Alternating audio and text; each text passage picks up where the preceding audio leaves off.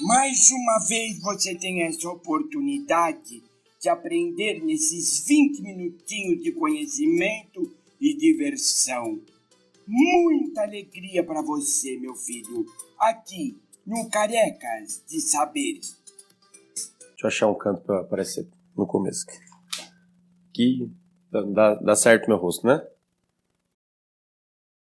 Dá certo meu rosto, né? E aí, minha gente, estamos aqui de volta, então. Sou o professor Gus e vamos para mais uma aula de geografia. E agora vamos começar a falar, então, de espaço rural. Bom, para falar de espaço rural, direto ao assunto, aquilo que o vestibular vai pedir de você, vamos entender, então, as diferentes formas de organização do espaço produtivo rural. Olha só, na geografia, né, um grande lance é sempre se preocupar em como o espaço está sendo administrado, cuidado, ocupado pelo homem. E com relação às formas de trabalho, ou seja, as maneiras de organizar a produção de alguma coisa no campo, nós temos dois grandes grupos, né, que a gente vai ter que estudar. O primeiro deles se relaciona ao chamado agronegócio. Agronegócio, vamos entender. Primeiro, agro, de agropecuária, negócio é negócio. Então, seja na cidade, seja no campo, todo negócio, né, uma empresa, ela tem por objetivo, um dos objetivos principais sempre a questão do lucro. Então, o negócio ele tem que ser lucrativo, ele tem que ser racional, perfeito? E, muitas vezes, né, o chamado agronegócio, ele também está relacionado a uma demanda de grandes mercados. Então, a gente vai se preocupar em entender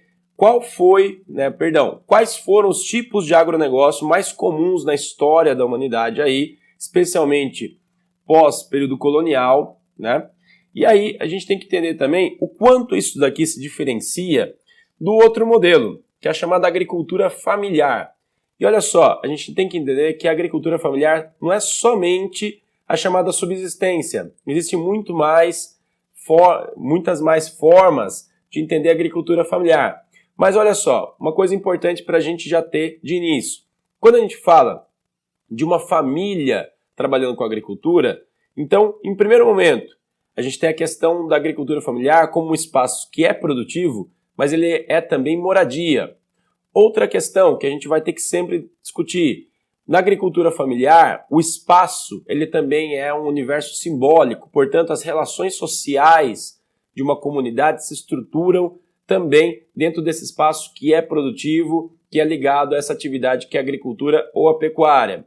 E, por último, né, você tem aí o fator economia. Então, cada modelo de agricultura familiar vai pressupor uma organização que tenha uma finalidade econômica. E finalidade econômica aqui nem sempre está relacionada à questão do lucro. Lembra, nesse caso aqui também, aquela aula que a gente já teve sobre a diferença entre dinheiro e capital. Nem sempre uma atividade produtiva ela visa a capitalização, mas ela continua sendo uma atividade econômica, ok? Bom, para a gente entender então um pouco mais sobre essas diferenças entre o que é agronegócio e o que é agricultura familiar, vamos agora abrir cada um desses blocos. Bom, gente, estávamos lá então falando de agronegócio e agricultura familiar. Então eu vou começar aqui falando da agricultura familiar, por quê? Porque é a mais antiga forma de agricultura.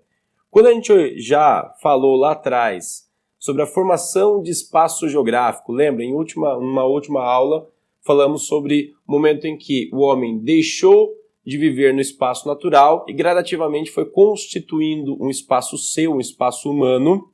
Lá na passagem do Paleolítico para o Neolítico, o grande pulo do gato, né, naquele momento, vai ser um negócio que a história chama de revolução agrícola. Quer dizer, é o surgimento da agricultura no mundo. É o homem deixando de somente coletar e caçar e passando a produzir o próprio alimento. Então vejam bem que mesmo lá atrás, nessa passagem e ao longo do Neolítico, né, na formação das sociedades sedentárias agricultoras, você tem o quê? Um princípio de uma organização de trabalho que ela é, se pensarmos, familiar, comunitária e ligado principalmente a essa agricultura que tem por objetivo a sobrevivência, né? Então a isso a gente chama de agricultura de subsistência. E ó, reparem, essa agricultura de subsistência que surge lá na pré-história, ela continua a existir em vários lugares até os dias de hoje. Então ela é uma constante, é uma agricultura com a sua finalidade mais própria mesmo, que é de produzir alimento para um grupo que está trabalhando nesse sistema produtivo, né? É uma agricultura que visa a subsistência, a produção para a alimentação do grupo. Bom, quando a gente pensa geralmente em quais são as técnicas ligadas a esse tipo de cultivo, a gente imagina que sejam técnicas mais rudimentares. É isso geralmente que você vai ver no material didático. Mas você tem que lembrar o seguinte, que quando você pensa em técnica rudimentar, você está olhando toda essa trajetória com o olhar agora do século XXI. Mas você tem que entender que várias revoluções tecnológicas surgiram no processo dessa mesma agricultura de subsistência. Se pensarmos hoje numa enxada, uma ferramenta que pode ser entendida de maneira rudimentar, mas ela foi uma grande inovação lá nessa passagem do Paleolítico para o Neolítico. E ao mesmo tempo, todo um processo de surgimento de novas ferramentas e mesmo de técnicas de plantio foram surgindo e se desenvolvendo ao longo dessa trajetória que é histórica, ok? Então, a gente também não pode ter esse desprezo todo e dizer assim, rudimentar, a subsistência é uma coisa mais precária, primitiva. Esse é um olhar preconceituoso, inclusive, com relação a isso. Mas, propriamente, a gente tem que frisar o quê? A ideia de que é uma agricultura que ela não tem grandes laços com as relações de mercado. Se pensarmos bem, o capitalismo ele é relativamente recente na história da humanidade, ok? Vamos imaginar a história do capitalismo se desenvolvendo desde o final da Idade Média. Então a gente tem aí um sistema que ele tem um pouco mais de 500 anos, enquanto que esse modelo de agricultura tem pelo menos 5 a 10 mil anos. Olha só, então ela é aí uma resistência do passado, mas que ainda serve para muitas populações do mundo, ok? Principalmente populações que não têm grandes vínculos, né, enquanto atividade econômica, mas também vínculos simbólicos com o mercado, né, com o mercado internacional. Agora, esse modo de produção, ele vem, ao longo do tempo, é claro, sendo de alguma maneira combatido por um avanço de outras formas de produção no campo e por necessidades dos meios urbanos que foram crescendo. Então, principalmente pós grandes navegações aí, e depois, né, com mais ênfase ainda, pós primeira Revolução Industrial, com o grande crescimento urbano na Europa, na América do Norte e depois em outros lugares do mundo, com uma grande população urbana, você tem agora uma demanda maior de uma grande produção de alimentos que vai ser desenvolvido na área rural, mas que vai atender a essa população urbana. E nesse sentido, aquilo que a gente vai tratar depois, o agronegócio, ele vai se expandir cada vez mais. Bom, vai chegar um momento em que o agronegócio ele vai disputar espaço com as atividades de subsistência. Então, até mesmo por resistência, né, de grupos que pretendiam se manter dentro de unidades familiares, no século XX vai surgir uma nova perspectiva de agricultura familiar. Uma agricultura familiar que não seja desprendida do mercado. Uma agricultura familiar que ela tenha todos aqueles princípios da ideia de um sistema de produção que visa a moradia, que visa a manutenção das relações comunitárias, sociais, simbólicas e que ao mesmo tempo se mantenha enquanto atividade econômica principal desse mesmo grupo. Para justamente resistir a esse avanço, principalmente do agronegócio, foram surgindo maneiras de gerir essas pequenas unidades produtivas de subsistência, transformando-as a um modelo de uma agricultura que se parecesse de certa forma com o agronegócio, porém em unidades menores, em propriedades menores, de pequeno ou médio porte. A isso a gente pode chamar então de pequenas empresas rurais ou sistemas cooperativos. Vejam bem, é só no finalzinho aqui dessa linha histórica que a gente vê aparecer esse tipo de coisa, principalmente pós Segunda Guerra Mundial. Mais para frente a gente vai falar a respeito da Revolução Verde, e do impacto que ela teve, principalmente em países subdesenvolvidos, e do movimento de resistência ou adaptação a ela ligado às pequenas empresas rurais.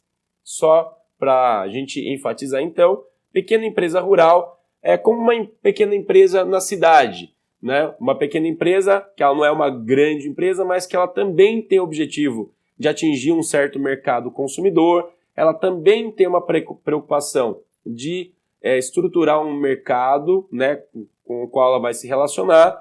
Porém, no campo, você tem a preocupação de que o espaço produtivo da pequena empresa seja também uma continuação do espaço que é de moradia, de relações sociais, de um grupo que tradicionalmente viveu no campo.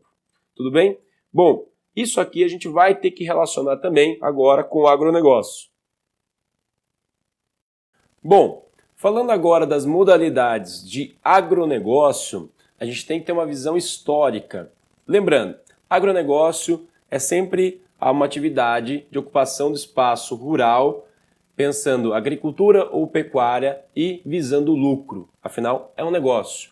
Agora, na história, você teve lá uma modalidade que foi muito famosa, principalmente ligada ao período colonial. Então, o período colonial você vai associar aqui desde 1500, pensa lá na descoberta do Brasil, até próximo de 1800, ok? Geralmente foi o período aí que a maior parte das regiões da América ainda eram colônia, né? Como é o caso do Brasil também.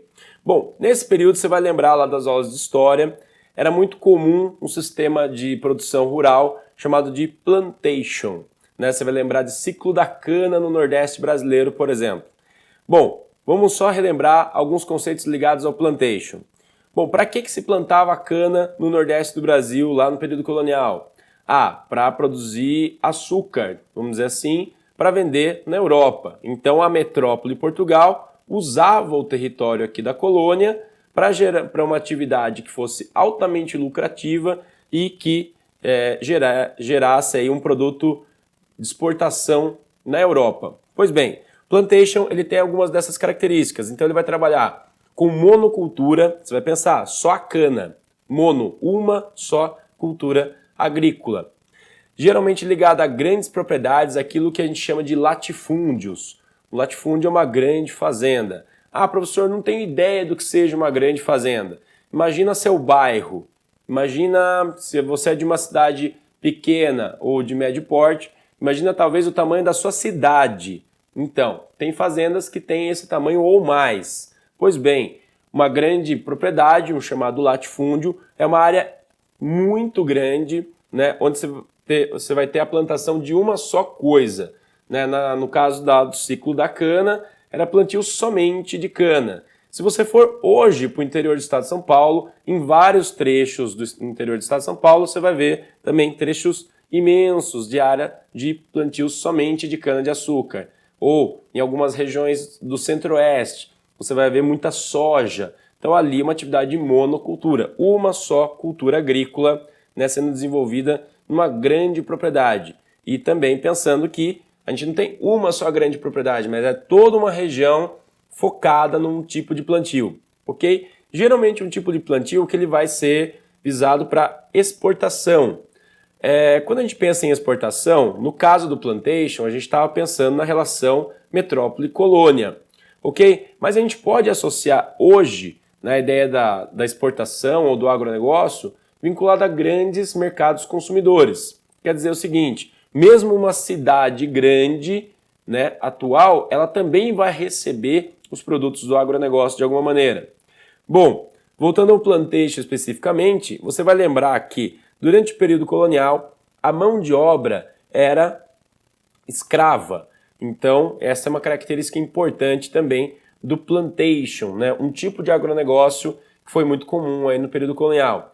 E as técnicas, professor? As técnicas a gente pode hoje chamar de técnicas rudimentares. Por quê? Porque você não tem o uso de grande equipamento chamada maquinaria. Quer dizer o quê? Que o escravo que trabalhava lá na produção de cana, no período colonial no Nordeste, ele usava enxada, usava ferramentas manuais ou, no máximo, alguma coisa que utilizasse tração animal para facilitar o serviço. Né? Uma carroça para buscar as coisas, enfim. mas propriamente técnicas rudimentares. Mas técnica não é só ferramenta, é a maneira de fazer também o plantio, a maneira de respeitar os ciclos biológicos, o clima, a questão da manutenção do solo, tudo isso inclui técnicas aí que a gente chama de rudimentares. Por exemplo, fazer a queimada de um trecho de mata para limpar o solo e prepará-lo para uma atividade agrícola é considerado uma técnica rudimentar, porque hoje já se sabe que essa queima ela vai prejudicar a qualidade do solo. Então, com um avanço técnico-científico, boa parte dessas técnicas vão mudar, ok? Então, olha só, acompanhando o próprio período histórico, a gente percebe que por volta aqui de 1800, quando na Inglaterra vai começar a primeira revolução industrial, lá na Inglaterra, né, primeiramente, e depois nos países que vão se industrializando, a indústria ela não vai ficar somente na cidade, ela vai ter também uma repercussão no espaço rural. Como assim, professor? Como assim que, com a atividade industrial, primeiro, você tem um processo de êxodo rural muito forte, ou seja, o pessoal saindo, uma grande quantidade de camponeses saindo do campo e indo morar na cidade.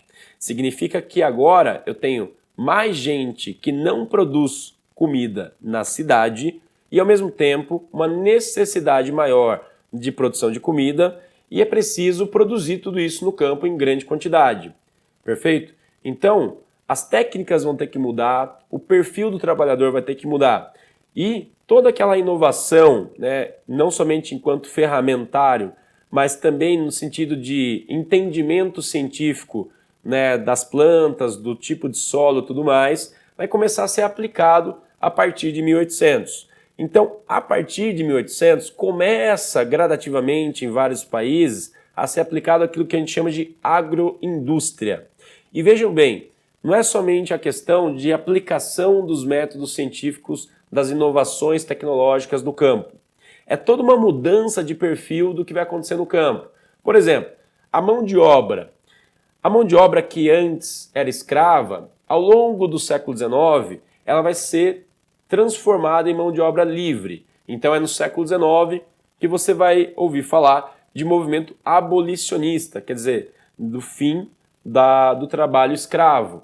Ao mesmo tempo, você vai ter também alguns pontos de vista com relação a isso. Alguns vão dizer que a abolição tinha, vamos dizer assim, uma finalidade humanitária. Entender o negro como um ser humano que não poderia ser escravizado. Outros vão dizer que a abolição tinha mais uma pegada econômica, do tipo, o negro escravo ele não é consumidor, portanto, era preciso que houvesse ali um maior número de trabalhadores livres, assalariados, que dessa forma participassem, né, comprando, sendo o mercado consumidor dos produtos industrializados que agora passavam a existir em escala. Portanto, existem vários pontos de vista com relação a isso. Mas o fato é que essa mão de obra que agora é livre e assalariada, ela também gradativamente vai diminuir na medida em que novas tecnologias, novas maquinarias vão ser inseridas na atividade agrícola, no modelo de agronegócio. Ao mesmo tempo também, a agricultura ela passa, né, de um viés que muitas vezes era familiar, lá no período do plantation, e passa a ser agora um grande negócio. Abastecer a grande contingente populacional urbano passa a ser uma questão que muitas empresas vão dar conta. Então, quando a gente fala em agroindústria, né, que é uma modalidade de agronegócio que vai passar a existir pós-revolução industrial, significa muita coisa. Significa, por exemplo, que o sistema de monocultura vai continuar, produção em larga escala, utilizando grandes propriedades, os latifúndios. A ideia ainda é a exportação ou atendimento de grandes mercados urbanos. A mão de obra vai mudar conforme a gente falou, a mecanização vai ser inserida. Mas você tem um elemento adicional, que é o fato de que agora a relação campo-cidade está ficando cada vez mais forte. E muitas indústrias, né, que a gente pensa atividade industrial como atividade urbana, vão se preocupar em produzir insumos agrícolas, quer dizer, fertilizantes, sementes tratadas, né? A área de genética ela vai começar também a ser aplicada para desenvolver tipos de sementes com variações diferentes, adaptadas aí a fenômenos climáticos, né? Você tem aí toda uma questão ligada aos transgênicos, que vai surgir principalmente aí no século XX, pós Segunda Guerra Mundial. E nesse momento, o fazendeiro, vamos dizer assim, agora, ele não é mais uma família, uma personalidade, ele é uma empresa. Muitas empresas, nesse sentido, são aí multinacionais ligadas à atividade no campo. Então, aqui a gente tem uma característica muito forte da chamada agroindústria. Ela não é propriamente uma atividade familiar, como já chegou a ser, mas ela é uma atividade como qualquer outro grande negócio internacional. E nisso é que a gente tem aí o embate entre o chamado agronegócio e as atividades aí de pequena e média escala da agricultura familiar. É nisso que eu estava falando agora há pouco, quando eu dizia que o avanço da agroindústria, já utilizando o conceito atual, vai de alguma maneira esbarrar na sobrevivência de comunidades que viviam de subsistência e que parte dessas comunidades, em alguns lugares, vão se adequar a um modelo de atendimento à sociedade, principalmente sociedade urbana também, né? Conforme o item 2, aquelas pequenas e médias propriedades rurais que vão passar a se estruturar enquanto empresas rurais ou grupos de pequenas e médias propriedades que vão se organizar e criar sistemas cooperativos, né, para poder ter uma competitividade de mercado. Bom, gente, a gente vai continuar avançando, pensando aí questões ligadas ao espaço rural. Então, na próxima aula a gente continua um novo tema de espaço rural. Tudo bem? Um abraço.